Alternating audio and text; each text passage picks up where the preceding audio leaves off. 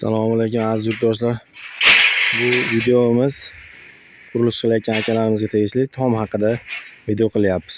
Mana ustakalarimiz temirlarni tushiryapti.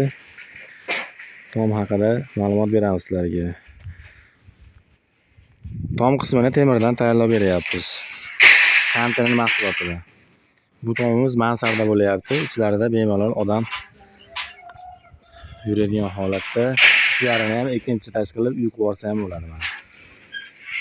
Bu tomimiz yangicha usulda doppeli variantda bo'lyapti mana.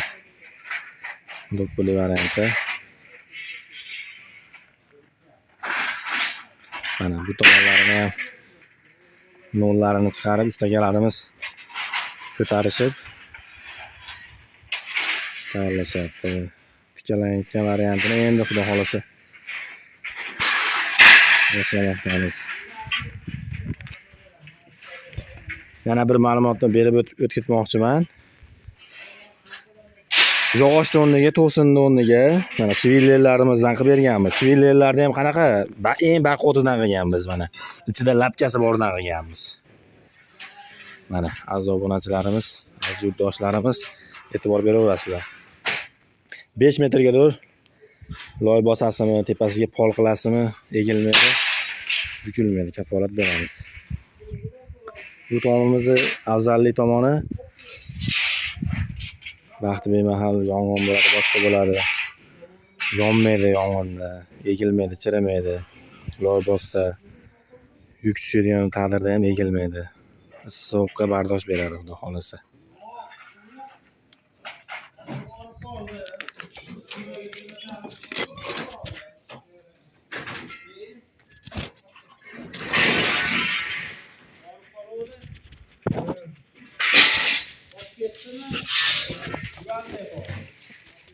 Tepadan olib pastdan ko'rinish holatlari.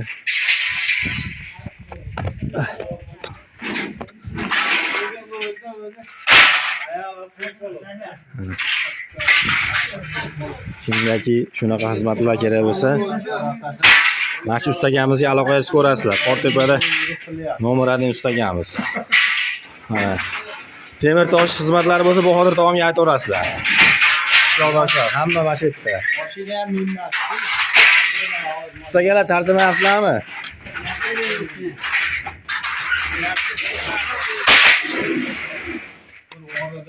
Mana zakotobga bo'layotgan qo'rg'onlarimiz. Pastga tayyorlab olib, tepaga olib mana o'rnatyapmiz. Xudo xolasa uch tomonlarini ham boshlaymiz.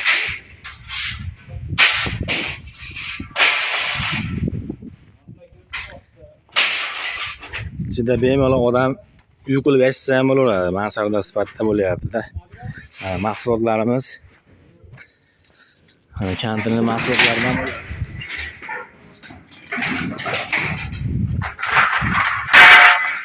ko'kuzli deyishib qo'yadi bu materialni.